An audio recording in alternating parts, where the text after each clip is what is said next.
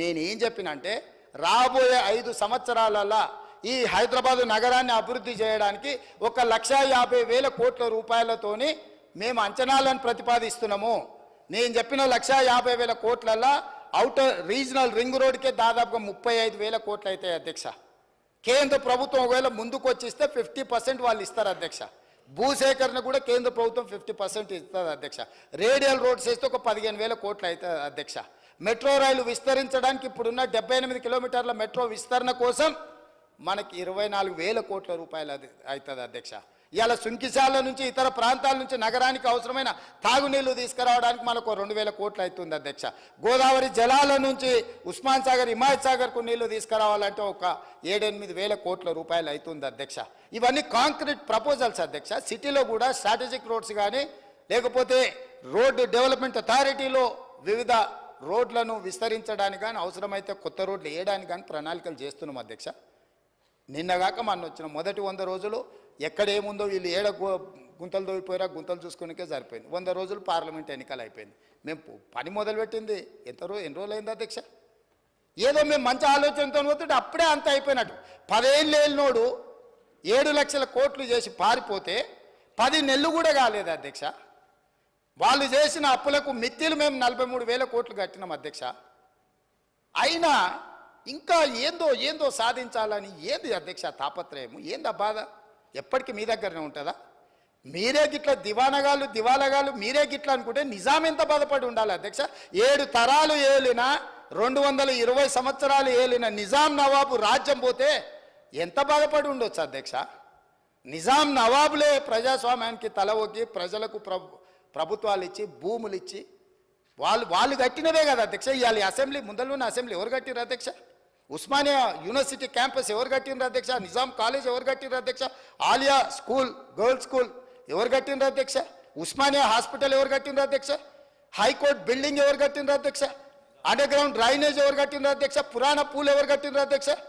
ఇన్ని NIMS, orthopaedic, Niloufer hospital, జడ్జిఖానా, ఇట్లాంటి hospital every specialisation ortho కానీ గైనిక్ కానీ జనరల్ హాస్పిటల్ కానీ ఫీవర్ హాస్పిటల్ కానీ కోరెంటీ. ఇప్పుడు మీరు కోవిడ్ వచ్చినాక క్వారంటైన్ అంటారు అధ్యక్ష.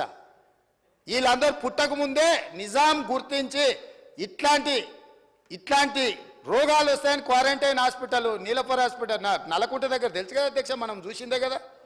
అది కోరెంటీ అని అంటారు. ఏంది అధ్యక్ష క్వారంటైన్ అంటే? ఏవైనా జబ్బులు వచ్చినప్పుడు చిన్నపిల్లలకి ఏదైనా ఇబ్బంది వచ్చినప్పుడు ఆ అంటువ్యాధుల నుంచి దూరం పెట్టడానికి క్వారంటైన్ హాస్పిటల్ నిజాం కట్టించిండు అధ్యక్ష. నీలోఫర్ ఇట్లా ప్రతి హాస్పిటల్ ఎనీ స్పెషలైజేషన్.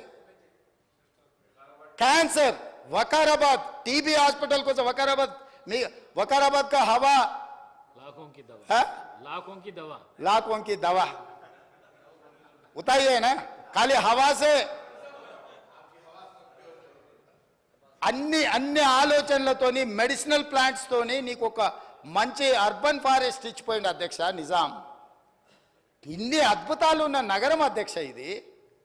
ఈ అద్భుతాలు ఉన్న నగరంలో మనము ఎంతో కొంత దాన్ని చెడగొట్టకుండా దాన్ని నిలబెట్టాలని మేము ఆలోచన చేస్తుంటే, ఓవేళ చదువుకొని ఉండొచ్చు అమెరికాలో, ఆ చదువు చెడగొట్టడానికి ఎందుకు వాడాలి అధ్యక్ష?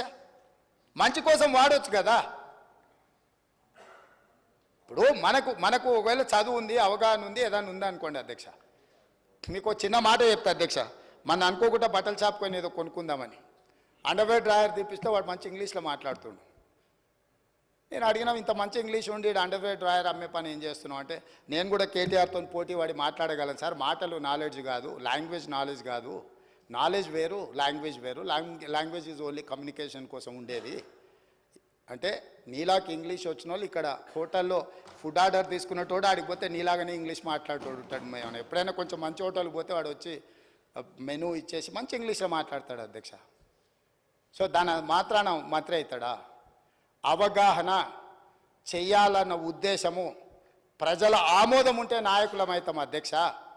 ఆశపడితేనో ఎదురుగున్నోళ్ళను అవహేళన చేసినట్టు మాట్లాడితేనో కుదరదు అధ్యక్ష. కాబట్టి ఈరోజు అంతెందుకు అధ్యక్ష, నేను సూటిగా ఒక మాట ఈ వేదిక మీద నుంచి చంద్రశేఖరరావు గారిని, రామారావు గారిని అడుగుతున్నా. ఇప్పుడు గజ్వేల్కు మిషన్ భగీరథలు నీళ్ళు ఇచ్చిండని అధ్యక్ష అన్నాడుగా అధ్యక్ష నేను ఇవాళ సవాల్ చేస్తున్న అధ్యక్ష, శ్రీపాద ఎల్లంపల్లి నుంచి హైదరాబాద్కు తీసుకొస్తున్న మెయిన్ ట్రంక్ లైన్కు బొక్క కొట్టి